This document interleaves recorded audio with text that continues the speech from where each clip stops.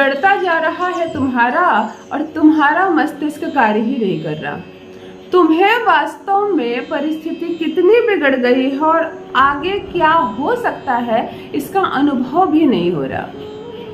तुम सोचती हो लड़ाई झगड़े हो रहे हैं फिर सब ठीक हो जाएगा, फिर लड़ाई झगड़े हो रहे हैं फिर सब ठीक हो जाएगा, परंतु क्या तुमने ध्यान से देखा है कि क्या परिस्थितियां वास्तव में ठीक हो रही है या दिन प्रतिदिन यह और बिगड़ रहा है? यदि मामला बिगड़ता चला जाए, परिस्थितियां और बद से बदतर होती जाए, यदि स्थिति बहुत ज्यादा बिगड़ती चली जाए और तुम्हारे काबू में कोई बात ना रह जाए मेरी बहनों, तब समझ जाना कि शुक्र तुम्हारे साथ छेड़छाड़ कर रहा है। हम ग्रहों के साथ खेलते हैं ना कभी कभी उपाय करके, ग्रह भी हमारे साथ खेलते हैं।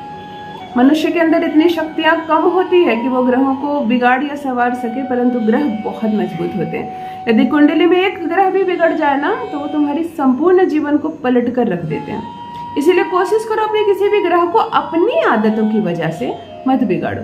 बर्थ चार्ट में जो बिगड़ा है वो तो बिगड़ा है, उसे तो हम सुधारेंगे संवारेंगे, परंतु जानबूझकर लेट से सोकर उठना, ना स्नान करना, 2-3 दिन नहीं स्नान करना, गुरुवार के दिन संडे के दिन नॉनवेज खा लेना, जानबूझकर काले चप्पल और जूते बहुत पहनना, काली बिंदी लगाना, जहाँ सोती हो वहीं बैठकर खाना खा लेना, जूठे हाथ से सिंदूर लगा लेना, ये सारे वह लक्षण है जो हम अपने ही हाथ से अपने ही ग्रहों को दूषित करते हैं, और इसका सीधा असर पड़ता है हमारे गुरु ग्रह पर और हमारे शुक्र ग्रह पर, और जिसका सीधा असर पड़ता है दाम्पत्य जीवन पर। पति पत्नी लड़ाइयाँ होने लगती है, तलाक की नौबत आती है, झगड़े लड़ाई होती है, बात नहीं बनती है, फिर तुम रोती हो, तड़पती हो, मैंने किसी का क्या बिगाड़ा था, मैं तो इतना पूजा पाठ करती हूँ, मेरे साथ ये क्यों हो रहा है।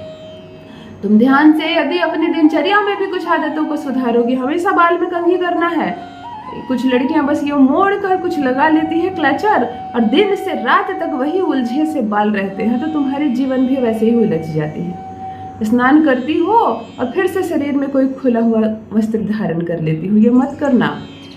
पूजा पाठ से पहले, सिंदूर लगाने से पहले भोजन करने का प्रावधान नहीं है हिंदू धर्म शास्त्र में। स्नान करना, सिंदूर लगाना, माथा टेकना, तुलसी में जल डालना, सूर्य जी को जल डालना, उसके बाद ही कुछ भोजन करना। कितनी भी जल्दी तुम्हें चाय पीने की आदत है, कुछ खाने की आदत है, प्रातः स्नान कर लो, परंतु अपनी कुछ आदतों को सुधार के रखो, जीवन सुधरा हुआ रहेगा, तुम सौभाग्यवती रहोगी, कोई रिश्ता नहीं टूटेगा तुम्हारा। बात बात पर बहस में और ज्यादा बहस का हिस्सा मत बनना। सामने वाला बहस कर रहा है, तुम शांति से काम लेना, बात वहीं खत्म हो जाएगी। पति भी बहस कर रहा है, तुम भी बहस कर रही हो, वह अपशब्द बोल रहा है, तुम अपशब्द बोल रही हो, वो गालियां दे रहा है, तुम भी गालियां दे रही हो, ये बात बनती चली गई, बढ़ती चली गई। वो तो पुरुष है, उसकी बुद्धि तो थोड़ी कम है, तुम तो महिला हो, तुम तो महान हो, तुम सृष्टि की रचयिता हो, तुमने ही तो जोड़ा है इस क्रम को, तो तुम ही जोड़कर रखोगी इस रिश्ते को। इस बात को हमेशा याद रखना, खुद को कमजोर मत समझना। और तुम ही हो जो इस मकान को स्वर्ग से समान सुंदर घर बनाई हो, तुम ही तो प्यारे प्यारे बच्चों को जन्म दी हो। तो फिर चलो, लड़ रहा है या झगड़ रहा है या अपनी कुबुद्धि का प्रयोग कर रहा है तुम्हारा पति, तुम अपनी सुबुद्धि का प्रयोग करोगी, उसे भी सुधारोगी और इस रिश्ते की अवस्था को भी सुधारोगी। आज सिंदूर का एक अद्भुत प्रयोग लेकर आई हूँ। सिंदूर अर्थात साक्षात शुक्र, उसे गंदी अवस्था में ना रखे, वो सिंदूरदानी से बाहर ना छलके, सिंदूर लगाओ तो तुम्हारा जमीन पर ना गिर जाए, इन सब छोटी छोटी बातों का ख्याल रखो। सिंदूर का ये अद्भुत टोटका तुम्हें सम्मान दिलाएगा, प्रेम दिलाएगा, तुम्हारे जीवन साथी के साथ तुम्हारा रिश्ता बहुत मजबूत बना रहेगा और सब कुछ आनंद से भरा रहेगा, सब कुछ जीवन में अच्छा चलता रहेगा। जान लीजिए प्रथम मैं कौन हूँ। नमस्कार दोस्तों, मैं हूँ खुशबू सिंह। बहुत स्वागत, बहुत अभिनंदन करती हूँ आप सबका अपने YouTube चैनल ज्योतिष ज्ञान में। कैसे हैं मेरे भाइयों, कैसी हैं मेरी बहनों? मेरे कमेंट सेक्शन में जय माता दी, हर हर महादेव अवश्य लिखें, अपनी खैरियत मुझे ज़रूर बताएं। पढ़ती हूँ हाथ की रेखाएं, पढ़ती हूँ जन्म कुंडली, और आप कुछ न बताएं तो आपका चेहरा भी पढ़ लेती हूँ। करम है, कृपा है ऊपर वाले की, प्रेम है आप सबका। जुड़िए ज्योतिष ज्ञान चैनल से। जो भी नए भाई बहन चैनल पर पहली बार आए हो, मेरे इस वीडियो को पहली बार देख रहे हो, मुझसे पहली बार मिल रहे हो, चैनल को सब्सक्राइब इसलिए भी कर लीजिए ताकि जो पहुंचाना चाहती हूँ आप तक हर रोज, वह पहुंचे सीधे आप तक। प्यार का ये जो सिलसिला आपने मुझसे जोड़ा है, यह चलता रहे लंबे समय तक। मैं केवल एक माध्यम मात्र हूँ। यह वीडियो यदि अचानक से तुम्हारे सामने आ गया हो तो समझो तुम्हें मेरी मदद की आवश्यकता थी, तुम्हें परमात्मा ने जोड़ दिया मुझसे ज्योतिष ज्ञान से। रिश्ता बिगड़ रहा है, तुम रो रही हो, कोस रही हो खुद को और खुद के नसीब को। चलो कोसना बंद करो, सिंदूर का करो एक छोटा सा प्रयोग। प्रथम सिंदूर को बहुत सम्मान देना। किसी धार्मिक प्लेस पर घूमने जाओ तो बाद में गिफ्ट खरीदना, बाद में कुछ खा लेना अच्छी चीज़, परंतु मंदिर से निकलते वक्त सिंदूर जरूर खरीद देना, इससे भी तुम्हारा शुक्र मजबूत रहेगा। उसी सिंदूर को साल भर यूज़ करो, फिर बीच में कहीं जाओ फिर सिंदूर ले आओ, तुम्हें बाजार से सिंदूर खरीदने की आवश्यकता ही नहीं पड़ेगी। किसी भी धार्मिक प्लेस में जाना, सिंदूर अवश्य खरीदना, कोई भी श्रृंगार का सामान अवश्य खरीदना। अब जो प्रयोग बताने जा रही हूँ, जब दुर्गति हो जाए रिश्ते की, उसको भी सुधार देगा यह छोटा सा अद्भुत प्रयोग।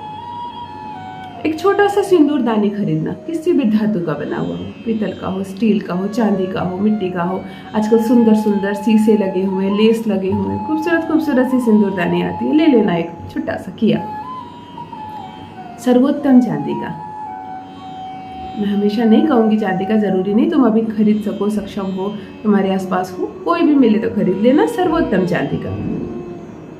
किसी भी धार्मिक प्लेस से लाया हुआ थोड़ा सा सिंदूर चाहिए, लेकिन रक्त जावा सिंदूर अर्थात लाल सिंदूर। सिंदूर नारंगी रंग का भी होता है, गुलाबी भी होता है और लाल भी होता है, तुम्हें लाल वाला चाहिए।